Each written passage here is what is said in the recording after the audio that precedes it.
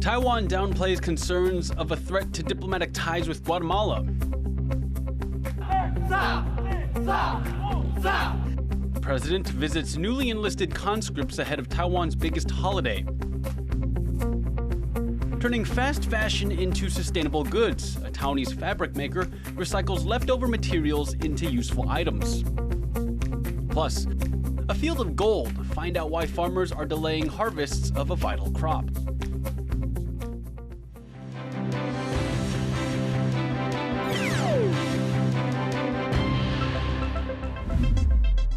Welcome to another edition of TaiwanPlus News. I'm Leslie Liao with 30 minutes of the latest. Thanks for joining us.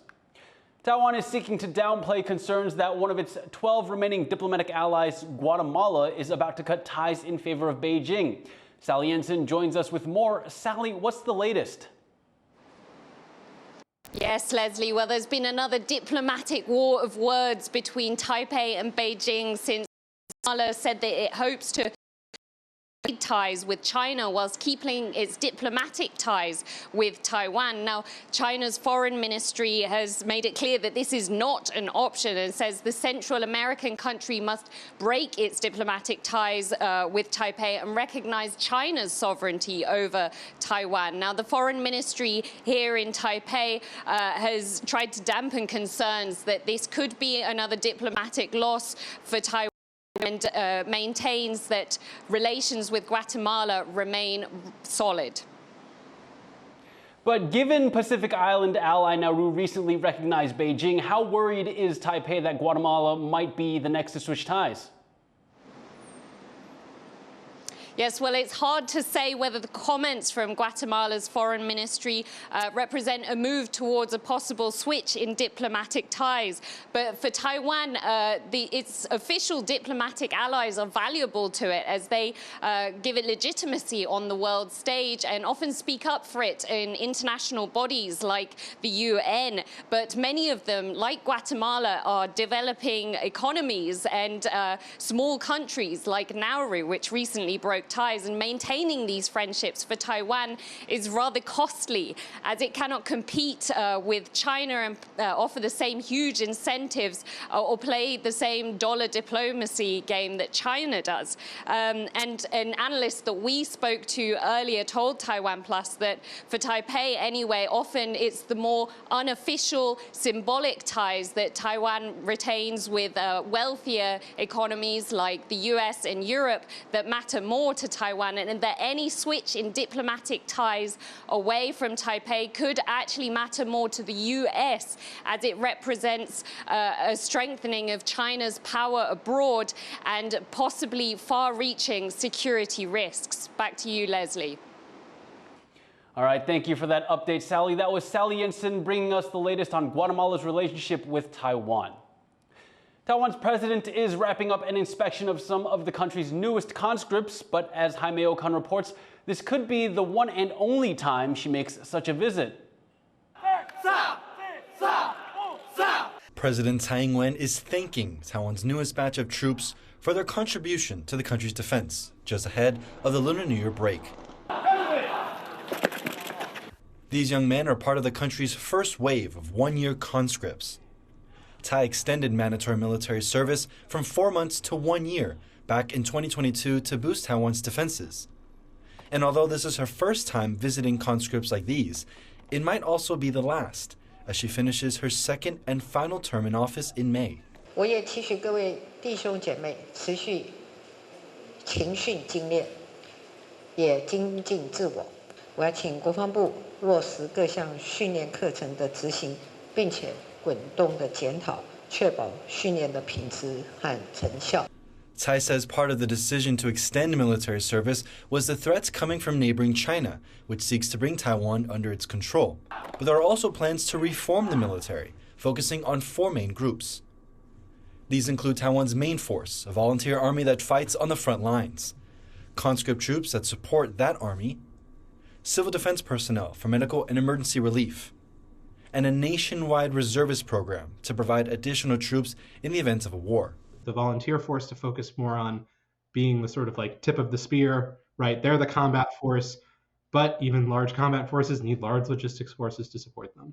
And also increasing conscript familiarity with things like U.S. provided weaponry, so that way they know how to use it if they need to. Taiwan has also been leaning on its largest defense ally, the US, for weapons and assistance. This group of soldiers here is one of a small handful that traveled to the US for training. And Taiwan might continue to send some military personnel there to better prepare its soldiers. 因为台湾的地形比较有限，所以很可能就是可以进行整个联兵营的全套的一个操演，包括步、炮、装，还有甚至是空中兵力、无人机，还有就是这个电磁空间的通信对抗，等等的这个全套的一个营级作战的模式，都可以充分的在美国的基地展开。The conscripts here are training for 8 weeks before they're being deployed across Taiwan to various roles. And President Tsai is hoping that her plans remain in place after she steps down to provide the country's troops with the resources and training necessary to defend Taiwan. Ryan Wu and Amil Khan for TaiwanPlus. Sticking with defense, Taiwan has been boosting its military preparedness in recent years, but life in the military doesn't end when people retire. Caring for veterans is crucial for ensuring those who serve have the support they need. TaiwanPlus sat down with the outgoing head of the country's Veteran Affairs Council to learn more about its work and its exchanges with other countries.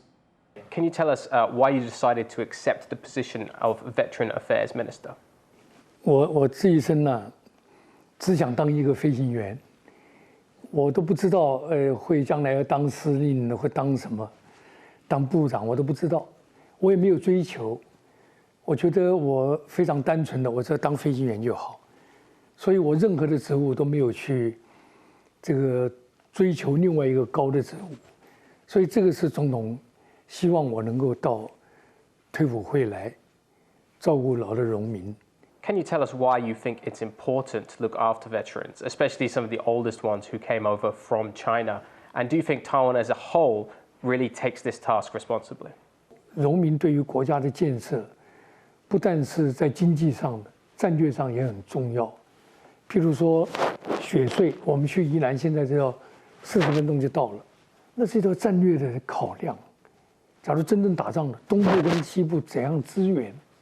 但是你战略的目的是要以经济发展为出发点，所以促进了经济的繁荣，这些荣民的功劳是非常大的。The Veteran Affairs Council has exchanges with lots of countries, especially the US. Can you tell us about these exchanges, which countries that you have exchanges with, and what kind of results do you get from them?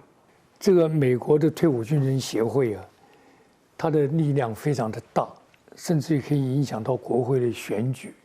这个参加政策的拟定，所以我们跟他保持联络了以后，他们也发现台湾对于荣民的照顾是非常不一样的。所以我觉得我们呢是跟这个美国人交往，不但能够表达我们国家对于军人的重视，也表达了我们退伍军人下来以后对于国家现在的发展、民主社会、自由社会的发展都有贡献。Some people have questioned the loyalty of Taiwanese veterans who came over from China. Can you tell us what you think about those kind of accusations, and do you think that they're fair? 你不能说没有，他自己有报道出来，那些是少之又少，不能把这个扩大。这个都是变成我们大陆来的，都是这个样子。这些一个是政治操作。第二个是对于这个报道没有很深的认识。我个人对我们退伍军人很有信心。我不相信我是桃园出身的飞行员，我不相信我的飞行员会投靠大陆，我不相信。Can you tell us what the Veteran Affairs Council is doing to try and advise veterans about the dangers of maybe visiting China and taking part in China-sponsored activities? 这个退伍会对现役的军人呢要讲。当你们在服役的时候，要尽忠职守，热爱国家。当你们退休了，我们退伍会来照顾你。That was TaiwanPlus reporter Ed Moon speaking to General Feng Shikwan. Taiwan's government watchdog has impeached 2 Marines for covering up the loss of a military-issued gun in 2022. The commanding officer of a training center was impeached because he did not report the missing weapon. Instead, he allegedly recruited a battalion commander and 4 others to raise money to purchase a model gun to replace the missing one in the armory. The battalion commander was also impeached. The case is part of a string of misconduct in Taiwan's military, the most recent being a U.S.-made anti-air missile part found in the possession of gang members last year. TSMC's global dominance has hit a new high, becoming the world's biggest semiconductor company by revenue for the first time. The Taiwanese chipmaker posted $69.3 billion in revenue last year, surpassing Intel's $54 billion and Samsung's $51 billion. TSMC also made a strong start to 2024, posting $6.9 billion in net revenue for January, a more than 22% jump from December. TSMC is a contract chip maker, meaning it manufactures semiconductors for other companies, but it now earns more than other top firms who make their own branded chips.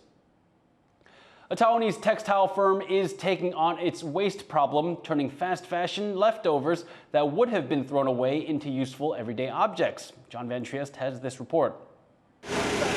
This factory is the test ground for an idea that could clean up the environment and help whole communities. It belongs to Taiwanese fabric maker Textile Enterprise, a firm whose big-name customers include Victoria's Secret. But each month, over 12,000 tons of its materials go to waste, either because they're unusable scraps or because they fail quality control. All this keeps the local incinerator very busy. The company has to pay large sums to have it all burned, and the process puts carbon as well as smoke into the atmosphere. But the firm's owner, 40-year textile industry veteran Huang Guopeng, has thought of a way to stop this flood of waste while also giving people joy. The idea came when he watched a movie in which the main character enjoys crafting. Why not turn the waste into something? Last year, he opened a crafting classroom where people can learn how to put leftover scraps of cloth to use. They can make cute decorations, clothes, and indigenous Taiwanese regalia. 像我们有丰年祭嘛，就会想说带个比较简单的，这样子也结婚也可以带。 Or more involved projects like yarn bags. It's early days yet, but several hundred people have already taken part in the workshop.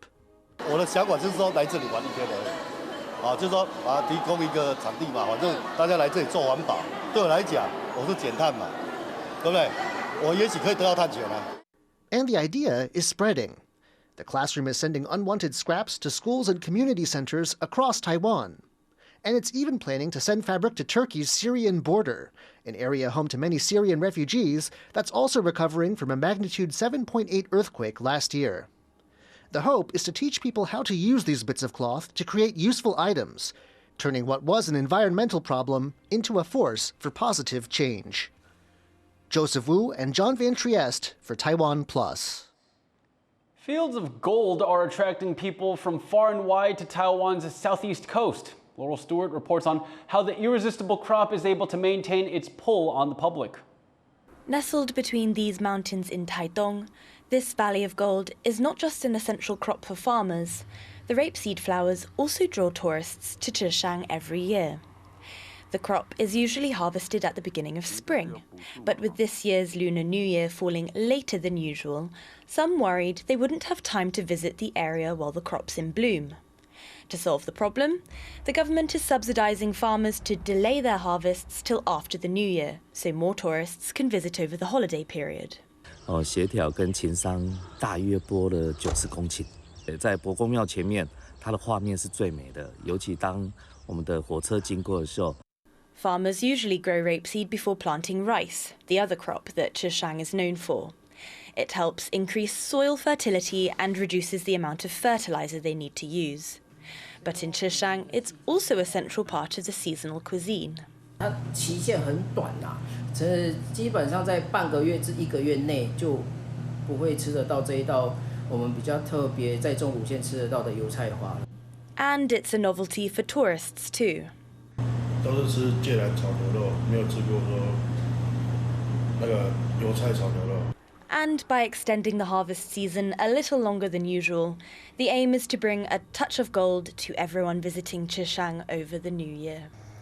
Ryan Wu and Laurel Stewart for TaiwanPlus. Coming up, meet the artist who's putting Taiwan's furry friends on Lunar New Year decorations. Stay tuned.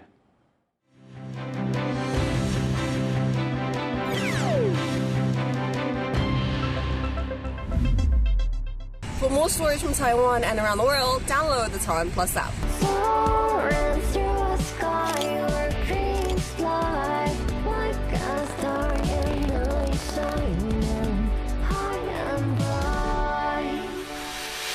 Soaring into the Year of the Dragon. TaiwanPlus.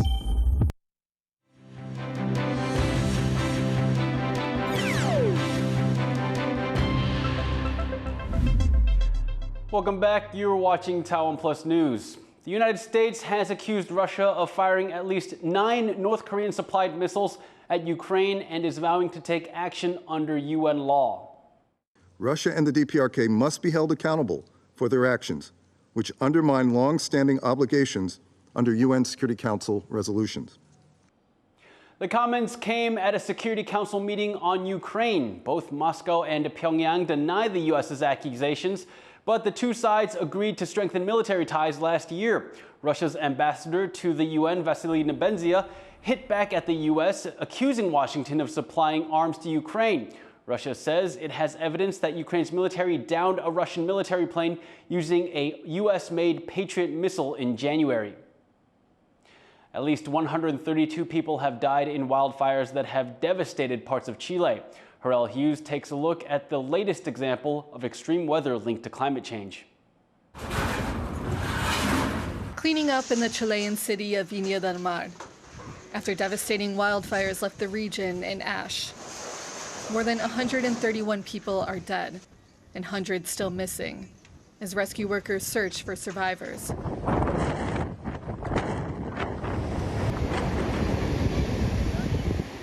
Just a few days earlier, the coastal city was full of people looking to escape record-breaking temperatures. Justo ahora hay una ola de calor, temperaturas extremas, 37 grados, 38 incluso decían, así que ahí aprovechamos de salir por esa razón también. The cause of the wildfires is still unknown, but it was the unbearable temperatures combined with Chile's strong summer winds that made these fires quick to spread and nearly impossible to stop. Desgraciadamente, lo que sucedió en la semana pasada, las altísimas temperaturas, los vientos muy intensos y los voraces fuegos que arrasaron con buena parte de Viña del Mar, es un fenómeno típico, atribuible en buena medida a la influencia humana en el clima. Scientists point to a simple answer.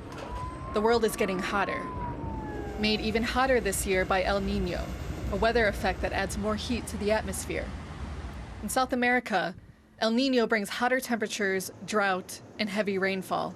El evento del Niño, con un aumento en las temperaturas del océano, genera un aumento, genera variabilidad climática. Por más precipitaciones en ciertas regiones, por ciertas zonas, o déficit hídrico.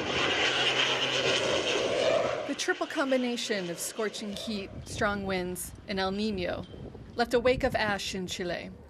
But the threat of wildfires is a global issue. And as temperatures increase, the devastation on communities like these is likely to grow even more severe. Delphine Chen and Harel Hughes for TaiwanPlus. The death toll from record-breaking storms in California has risen to 9 as the U.S. state continues to be pummeled by heavy rain. Torrential downpours have flooded streets, triggering mudslides and forcing evacuations throughout the region. Hurricane-force winds and record levels of rain hit Northern California on Sunday, intensifying as the storm moved south. Flood warnings remain in most of Southern California, with rain expected to continue. Rising temperatures have forced ice fishers in Canada to push back their business season. Bryn Thomas looks at how the climate crisis is affecting the region's economy. Every year, people in Quebec go ice fishing. They don winter clothes, grab a case of beer, climb onto their snowmobiles and drill a few holes in the ice, then cast a line. It's something people here have been doing, in some form or another, for generations. Oui, exact. Mes parents m'emmenaient, donc moi maintenant j'amène mon garçon, puis on pense que ça va comme ça, poursuivre comme ça, parce que c'est vraiment une activité familiale à faire. Donc, au Québec, là, tout le monde connaît ça. Oh, oui, oui, oui. Ouais. Il y a des années où on pêche plus de 1000 poissons, donc ça dépend des saisons. Mon père, lui, avec deux de ses amis, en a déjà pêché 1600 à 3 en une seule nuit. Donc ça dépend des années. Donc il y a des années où on va... Now, the climate crisis has cast the future of this pastime and the industries it supports into question. 2023 was the hottest year on record. A report by the EU climate agency Copernicus says last year's global average temperature reached 14.98 degrees Celsius, up from 14.18 degrees in 2016. It's a rise climate scientists say is causing more extreme weather events around the world, including forest fires and droughts. For Quebec and much of the American Midwest this winter, it meant rains and slightly higher temperatures. Bad news for a sport like ice fishing. This year, fishers outside Quebec City had to wait half the season for the ice to hit the 30 centimeters needed to put out shanties. Oui, ben c'est une réalité depuis les 5 dernières années avec les changements climatiques. On n'a pas été chanceux, on a eu beaucoup de doux temps, beaucoup de pluie. Donc, c'est ce qui fait en sorte que le couvert de glace ne pouvait pas prendre. Donc, mais pour les années futures, on souhaite là, d'être au moins chanceux et que le froid revienne avec nous là, pour les années futures. Seasonal industries, like the ones that support ice fishing, skiing, and snowmobiling, rely on predictable weather conditions. Ben nous, dans le fond, la pêche aux petits poissons des chenaux, pour les retombées économiques, écoute, c'est 6 millions de retombées économiques pour une saison complète. Donc, lorsqu'on fait une demi-saison, ben, on parle à peu près des pertes de 3 millions environ en retombées économiques pour la Mauricie. C'est des pertes importantes. C'est des pertes pour les pourvoyeurs aussi qui ne peuvent pas louer pendant toute cette période-là. And it's not just outfitters and bait shops in St. Anne that are feeling the pinch. Many small towns across Canada and the US only have a few months to pull in their annual income. And in many of these northern hamlets, thin ice and poor snowfall means fewer international and domestic tourists. The result is empty hotels and restaurants, full cases of Labatt sitting on the shelves, and cups of unbought hot cocoa. The resulting drop in the tax revenue affects local schools, police, and social services, impacting the entire region's economy and way of life. Les solutions, il n'y en a pas beaucoup parce que si on n'a pas de glace, on n'est pas capable d'installer de cabane. Ça va ensemble. On peut pas se battre contre la nature. Fait que si on a les conditions idéales, on fait de la pêche, puis ça va durer encore longtemps. Ice fishers will tell you that the ability to endure bad conditions and a little luck is all you need to bag a whopper. But with rising temperatures, the seasonal industries that support the towns they call home will soon find themselves on thin ice. Andy Shea and Bryn Thomas for TaiwanPlus. The Lunar New Year holiday is just around the corner, and people around Taiwan are decorating their houses with red posters called spring couplets. An artist is giving these posters a fluffy touch. Yvonne Young has more. These traditional Lunar New Year decorations come with an extra dash of cute. 29-year-old Judy Zhong has been painting spring couplets for 6 years. Her special touch is different from other artists who usually only use traditional calligraphy. 我觉得春联是一个很好的，就是人和宠物有一个交流的媒介，因为它原本就是一个新年新气象的一个表征嘛。那我们春节的时候，有很多人会拿我的商品去送礼。Judy began her business in 2018 with around 100 orders. That number has grown to around 1,000 this year. Judy has a passion for painting cats. It usually takes her around 15 minutes to finish just one. 从小就看了很多有关猫咪绘画的书，然后还有猫咪的一些百科之类的，所以我基本上对猫咪是最熟悉的。In recent years, pets have become important members of the family in Taiwan. It's a trend that's benefited Judy's business. She had to start taking orders last November to ensure her customers get their couplets before the holiday. The high demand for Judy's work did not spring up overnight. She's been painting for over 15 years and is known for understanding how small details express the personality of each animal. 我觉得眼神神韵的话，我会去感受到它是可能是比较温柔的一只猫咪，或者是它是比较不爱理人的一只猫咪。然后接下来它的眼神其实会呈现在上面，我会尽可能的把它那个特点放大。In her years of painting these spring couplets, Judy had many moments where she felt a sense of accomplishment and happiness, especially when she helped customers reunite with their well-loved and long-lost fur baby. 像是今年就有一位客户，他跟我讲说，这个是他的狗狗过世的第一个春节。那平常他的狗狗都是跟他们一起回家过年的，但是今年没有，就是去世了，所以他就买了我的定制春联带回家乡，然后送给家人，就是象征一家团圆。For Judy, seeing the reactions of her customers is particularly rewarding. 哇，好可爱哦！我觉得画的超像的，对，然后很有把他的那个气质跟神韵画出来，对，他有一点腼腆，有点害羞的感觉，但又有点亲人。没事没事。People increasingly see their pets just as much a part of their family as any human members. And with Judy's special spring couplets, that love is on full display. Klein Wang, Sandy Chi, and Nivang Yang for TaiwanPlus. Thank you for watching TaiwanPlus News. Finally today, check out this exhibition about the history of Notre Dame Cathedral being held at Westminster Abbey in London. I'm Leslie Liao. Take care, and I'll see you next time.